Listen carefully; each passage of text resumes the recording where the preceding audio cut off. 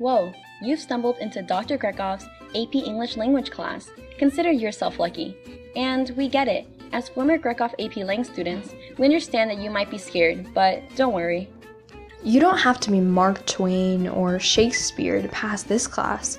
Let us tell you why as we go through the game of life. Game of AP English Language and Composition. Hey, seems like you're all ready. Let's jump right into it. Here's a broad overview of what we'll be diving into. Let's take a look at it one odd-shaped stepping stone at a time. First stop, the basics. How each day in Dr. Grekov's classroom starts. Let's take a look at the key components of everyday life in the classroom. The daily agenda and class notebook. As students flood into the classroom to start a fresh new day of learning, they are all expected to immediately take their seats and write down the daily agenda. We'll explore more of what the agenda consists of in a bit. As for the notebook, it is core to the class. In fact, the notebook is like a fashion statement in the classroom, so be sure to take good notes and pay even better attention to what you write in it. Dr. Grekov checks. We'll get into more details later regarding the notebook and its different sections. Back to the game board. Here we see a deeper look into what the agenda consists of. This includes the simple title of Agenda and the date in class it was written. In addition, Dr. Grekov usually lists the class assignments for the day, so make sure those are written down. Finally, homework, better known as home assignments, are written down at the end. Don't gloss over this. Here's an example. Just what we're looking for, a quote by one of the many writers and influential figures whose rhetorical choices you will have to analyze or be able to use in an argumentative essay. What does it say? Well, if I'm reading it correctly, it says, take a method and try it. If it fails, admit it frankly, and try another, but by all means try something, by Franklin D. Roosevelt. Sweet! In Dr. Grekov's class, don't shrink away from quotes like these. She prepares us on the material and passage we may read before she does an in-class essay. Yes, those exist here. By the end of the year, your ability to write essays and analyze the rhetorical choices of an author or speaker will definitely be golden. We sure did learn a lot from these ourselves. Whoa, this seems like a lot. Everything will be okay. We just have to take it with bite-sized pieces. To begin with, let's first understand the different quotes and TED Talks you will discuss and watch in this class, respectively. For those who have had Dr. Grekov before, analyzing TED Talks shouldn't hit too far away from home, but in the AP English Language and Composition class, we can actually select some of them for Dr. Grekov's sophomore students. As for quotes, they make up the bulk of our practice in writing argumentative essays. Seen with the example before, being able to critically analyze quotes is fundamental for the AP exam and can help you out in the 3 different types of essays you will be told to write throughout the year. Oh, this goes well into our next topic, essay analysis and peer review. Throughout the school year, students will be told to read essays from a range of different writers, and even those in the classroom from your own peers. This is a great way to incorporate aspects from other people's essays into your own, and making sure to avoid any ones that don't sound too well when writing. That's right. In addition, there will be plenty of worksheets for students to take notes on to improve their essay writing. This is great not only for this class, but other core classes, as writing is a critical part in the fundamental education of a student. I agree. Finally, in Dr. Grekov's classroom, there is also a Cliff Notes book we take notes in and a class textbook we read in class. There are a lot of different activities we go through in both books, and here we're able to practice with different things like literary terminology and becoming familiar with the College Board rubric for the different types of essays. Oh, and it's not listed, but class debates sometimes pop up from time to time. Be ready. We'll talk more about this later. I told you we would be able to cover the information without a problem. We just have one more activity we should go over. Of course, how can I forget? Class debates. These are great ways for us as students to be able to get out of our comfort zones and learn more about different topics and concepts that may appear on the AP exam that we can use. This includes how to use evidence and counterclaims effectively to strengthen your argument.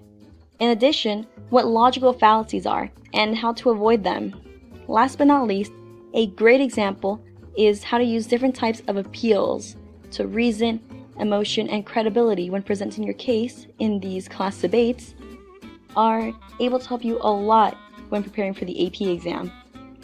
This, along with other common classroom activities we discussed, truly is a big part in what we learned in Dr. Grekov's class, and I know will help us even after this course is completed. We will be even better prepared for our future AP classes.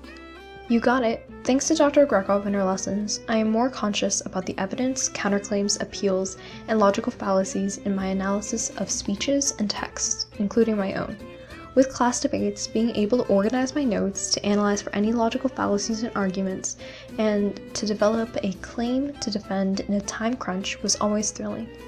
This was definitely an area of growth for me, as I had long been a student that felt unconfident with sharing my thoughts, and so preparation for class discussions and debates had always been grueling hours of anxiety.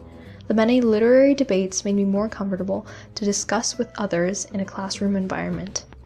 Now, let's look into some areas of growth we as students experience through the use of examples. Before I took this course, I wrote quite lengthy thesis statements, such as the one I wrote in the 10th grade on this slide. You can pause to read it over if you would like. Here, I listed all the devices I was going to talk about, and at times used redundant phrases such as the author having many rhetorical strategies and stylistic devices, then going on to just explain which ones. This thesis statement is an example of a device-driven thesis statement, along with a closed thesis statement, where I just listed everything I was going to talk about in the essay. Let's take a look at the after. Here's an example of how my thesis statement was able to change. I was able to keep it more open-ended and address multiple parts of the rhetorical situation. This is an example of an idea-driven thesis statement, because I'm describing different strategies the author incorporates in her writing style that helps her strengthen her claim, address her message, and further reveal her purpose. In my essay, I would address these different types of strategies by giving examples on how she is able to make it effective with the use of different devices. Similarly, this example regarding Morrison's rhetorical choices in her book Beloved was written prior to the AP Language and Composition class. Evidently, I had used rather lengthy sentences to depict Morrison's style, which, as seen following my year in the AP class, could have easily been condensed and written more succinctly. With the after thesis, a mix of ideas and devices, which will be discussed later, the rest of my essay had more potential and was available to different directions. That is to say, I could use the many rhetorical devices mentioned in the before thesis to further my point in the essay belonging to the after thesis, without the risk of confusing readers. In terms of the exam, the after thesis allows for the conservation of time with a clear conveyance of my argument regarding the effectiveness of Britain's rhetorical choices. The thesis is much more organized, and the specific rhetorical choices that are made along with the rhetorical situation of the text are both clear. Here are some more examples of different areas of growth we were able to develop. You can pause the video if needed. Two other areas of growth are in essay structure and how we were able to learn to make them less formulaic, and in close reading, when analyzing the prompt and passage given to write an even more effective essay. Now, let's take a quick pit stop to refuel our understanding of the grading scale and expectations, particularly with participation in Dr. Grekov's class. Of course, here's some good things to keep in mind. First off, grading scale. All assignments and exams are worth 100 points. This means that the homework assignment you just turned in will count the same as the test you took last week. With this, Dr. Grekov allows her students to be able to have a chance to redeem themselves if their exam scores aren't the best. This grading scale also emphasizes the importance of completing home assignments in order to prepare for the AP exam. Sounds interesting. Moving on to expectations, all students are expected to bring their materials to class on a daily basis. This requires notebooks, pens, pencils, and textbooks, among others. Make sure to pay attention during class and take effective notes. Finally, be punctual and respectful to everyone, particularly during class debates. We know you can do it. Finally, participation. Don't be afraid to put one step forward and participate. Dr. Grekov is rooting for you. In addition, be mindful that there is a bi-weekly progress report that is based on your behavior in class, and assignment history, such as if the assignment you turned in wasn't rushed and if it could have been done better. Participation is also a factor that is taken into consideration for these reports, but if you don't do it, it doesn't mean you'll get a 0. As aforementioned, there are other factors taken into account. Also, keep in mind to be sure that everyone has a chance to participate. After all, everyone's a star. So what does this all mean? We'll tell you. It means to take into account quality when you turn in your work. Do your best. Be on time to class and have all your materials prepared. Then when you're in class, be sure to think critically. Again, try your best. Finally, don't be afraid to ask questions or help those who need it. We should always aim to build comfort and a positive sense of unity in the classroom. I agree wholeheartedly. Next stop, a crucial part of Dr. Grekov's class looked more into detail, the notebook. Let's take a look, shall we? Of course. Let's go over the 5 sections of the notebook. First off is the agenda, which should be the first section in your notebook. Since we already covered this section earlier, let's go on to journal entries. Here, in-class essays and notes on any TED Talks the class may have watched are written. Sometimes Dr. Grekov allows you to edit your responses if needed and peer review your own work. Let it be known that TED Talks are actually rather inspirational and eye-opening, largely thanks to the manner by which the speakers convey their thoughts and ideas. Next is the vocabulary development and grammar section. In this section, notes are taken on the worksheets we may review in class and information from the class textbook, the language composition, or the Cliff Notes preparation book. One large part of this section is the rhetorical devices that is updated throughout the year in preparation for the rhetorical analysis essay. It is in the 4th section, Reading Comprehension, that we look into the details of different authors' works with the assistance of those rhetorical devices and improve our critical thinking skills when reading passages and texts. And finally, the homework section is where you complete home assignments well before they are due in order to prepare for class discussions. Sweet. Also, quickly, as students who live through this course, we understand the importance of keeping a thick notebook to have in hand throughout the time you are in this class. We suggest a 5-subject, college-ruled lined notebook. They get the job done. Last but not least, the importance of the notebook. Being able to keep a notebook for Dr. Grekov's taught us a few things. Of course, it helps one become more organized, so they know where everything is. In addition, there is also a notebook check sometimes, so being neat is important to make sure Dr. Grekov knows what you are trying to write about. Finally, one of our ultimate goals is doing well on the AP exam, so keeping a notebook helps for when you need to study and review different terminology, essays, and concepts before the exam. By doing this can definitely be listed as an area of growth for us as we become more prepared to take future courses. Definitely. Wow, we finally made it to the last stop. Here, we'll take a look into the AP exam for English language and composition, along with resources and exam essentials. Before we jump in, we have to see the changes in the exam. We won't get too much into detail about this right now, but feel free to pause the video or check out the College Board website in order to find out the differences in the new format of the AP exam. Here, a couple of common questions some of you may have. This includes how long is the exam, what resources are available, and what should I know? When we were in your shoes, we had the same exact questions too. We'll be sure to answer these questions and give more insight on them in a bit. Whoa, effective pocket ellipsis. I like it. Thank you. Let's first start off with the format of the exam. In total, it is about 3 hours and 15 minutes, so be ready to buckle up.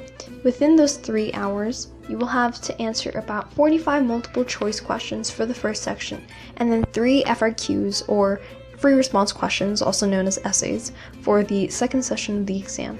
Now, let's get into some exam essentials and concepts you should understand. First is understanding the rhetorical situation. This is made up of 6 parts, which include exigence, context, writer, message, audience, and purpose. The idea of the rhetorical situation appears in both the multiple choice section, possibly, and definitely in the free response questions, especially with the rhetorical analysis essay. Next up, thinking critically. Being able to read critically and formulate an argument for your FRQs is definitely an essential skill to have. Close reading is also important for the multiple choice questions when reading the passages given to you. You're not wrong. Next up is the thesis. Your thesis is extremely important for all your free response questions. There are 3 types of theses that Dr. Grekov will lecture about during class: closed, open, and counterargument, the class favorite. Taking a closer look, there are 2 manners by which you can direct your rhetorical analysis essays, in particular either with device-driven or idea-driven thesis statements. In this case, the structure of the theses depends, but what is core to an effective thesis statement is the mention of the author's purpose and how the rhetorical choices contribute to the effectiveness of the author's claim. Whether you choose to discuss ideas or devices or even a mix of the two, guarantee that the points are structurally parallel. More about this can be learned on YouTube with the videos College Board has provided for AP English Language and Composition students. Last but not least, outside sources are important, especially for the argumentative essay. Be sure to read books like those of Ralph Waldo Emerson and speeches like that of Franklin D. Roosevelt to expose yourself to a wide range of different writers. Now that we're in this point, we can transition to the FRQs on the exam. There are 3 FRQs on the AP English Language and Composition exam. The first is the argumentative essay, in which a prompt is given and the students need to make a claim to support or refute it. They have to use evidence from a range of different sources to make the essay effective and persuasive, such as from literature, history, and personal observations. That's why it is important to read a lot before the exam. That's for sure. Next up is the synthesis essay, in which a student is given 6 sources to use as evidence to support their argument. With this essay, students have a variety of sources regarding one prompt and are able to view multiple perspectives before making an informed decision on what side of the argument he or she wants to support. For those of you who are thinking 6 documents, don't worry. College Board only needs you to use 3 of those documents to back your claim. However, do be careful that you properly and appropriately use those 3 sources. So perhaps consider using an extra source as a cushion. Yes. And finally, we have the rhetorical analysis essay, which is an analysis of a non-fiction piece where students are expected to analyze the writer's rhetorical choices and look at things such as the rhetorical situation and strategies to see how those are able to advance their argument regarding the author's purpose. It is absolutely crucial that you refer to College Board's scoring rubric for the free response questions to understand how you will be graded for the exam. As for the essay essentials, specifically the rhetorical analysis as a result of the unforeseen circumstances of 2020, here are 3 we will take a look at. The first is tone and attitude words. This coming year, Dr. Grekov will provide you with a list full of these vocabulary words, so make sure to take notes and have them ready to use. Following these important words use to depict the author's tone and attitude. In order to improve the persuasiveness of your claim, be sure to use rhetorically accurate and active verbs in your English academic discourse. This will also come into discussion throughout the year. Simply put, guarantee that you use a variety of methods to express that the author has illustrated, evoked, advocated, or even motivated a certain image, claim, or audience. Finally, although a broad term, be ready to understand how different rhetorical strategies and devices are able to come together in order to advance a writer's claim. This is beyond important for the rhetorical analysis and should not be overlooked. Remember, there are plenty more rhetorical choices that the authors sprinkle into their writing aside from simply rhetorical devices like repetition, parallelism, metaphors, similes, and hyperboles. Rhetorical choices can include strategies that make an even greater impact on the reader, such as the transition in ideas, the change in pronouns or perspectives, the use of compare and contrast, among others. Finally, remember to familiarize yourself with useful resources that can be found inside and outside the classroom. We learned this year about the importance of self-studying for not only AP exams, but for other classes and even for ourselves. College Board was able to release a lot of videos in the AP Placement YouTube channel in order to prepare for the AP English Language exam. For the 2020 exams, due to quarantine and AP exams being online, students only took the rhetorical essay portion of the exam, so most of the videos online deal with this type of FRQ. Nevertheless, there is still an abundance of good resources on the channel for AP Lang. The next 3 resources are Cliff Notes, the Rhetorical Device booklet, which will be used tremendously, and the class textbook. All of these will be sure to make an appearance at some point during your course with Dr. Grekov. Oh yes, the memories. This definitely showed us the importance of studying and preparing beyond the classroom. Hey, now that we're almost done, let's get into some final words. Here are some things you should keep on your mind in order to strive in Dr. Grekov's class. First, participate when you can. You are amazing, and your ideas have the potential to help the class discussion more than you think. Be confident. Second, try not to procrastinate, especially if this class isn't your only AP class. I understand that it's tempting and that procrastination can happen from time to time, but try to develop a routine to avoid this. Third, as stated before, make sure you try your best on all assignments and turn in quality work. This plays into avoiding procrastination. It's difficult for your writing to grow if it doesn't manifest itself with time and effort. Finally, don't shrink away from asking Dr. Grekov for assistance. She can give you helpful feedback and clarify concepts or assignments that you may not understand at first. Sweet. We're so close to the end, I can taste victory. At last, remember that you are not alone. You have an entourage of help around you that can give you the push you need to succeed throughout the year. From Dr. Grekov to your fellow peers and online resources, it is up to you if you would like to seek them or not, and even try to get help when you need it. The choice is yours alone. All in all, we hope we were able to provide you with an informative overview to our adventure of literary growth in Dr. Grekov's AP Language and Composition class. To the future test takers of the AP exam in May of 2021 and on, we wish you the best of luck.